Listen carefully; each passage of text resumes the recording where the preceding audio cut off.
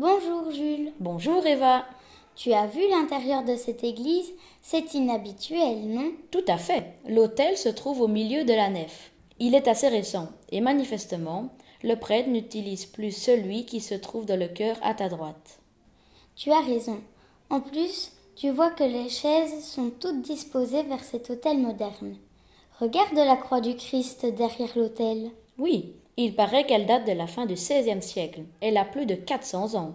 Elle provient du monastère du Carmel, tout près d'ici, comme le meuble blanc et la Vierge à gauche de l'autel. As-tu vu plus loin, toujours à gauche, ce grand meuble sculpté avec des escaliers? Oui, c'est la chaire de vérité. C'est l'endroit où le curé faisait le sermon aux villageois.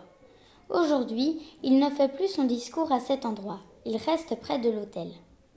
Et puis, juste à gauche de la chaire, on a placé les anciennes portes d'entrée de l'église. Elles datent du XVIIe siècle.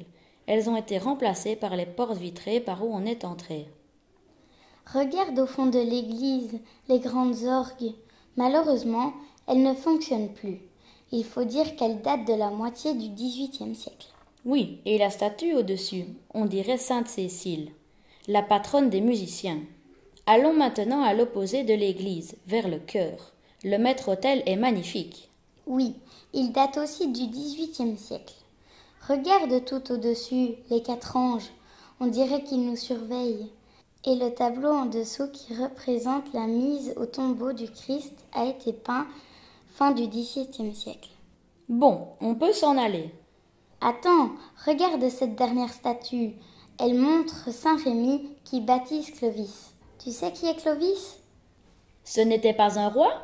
Exactement. C'était le roi des Francs de 481 à 511 après Jésus-Christ. Il a réussi à rassembler différents peuples en Europe occidentale une bonne centaine d'années après le retrait des Romains vers le sud.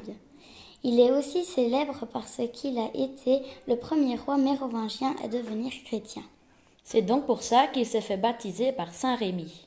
Oui, et Saint Rémy était l'évêque de Reims à cette époque-là. Dis, il y a beaucoup à voir dans une église.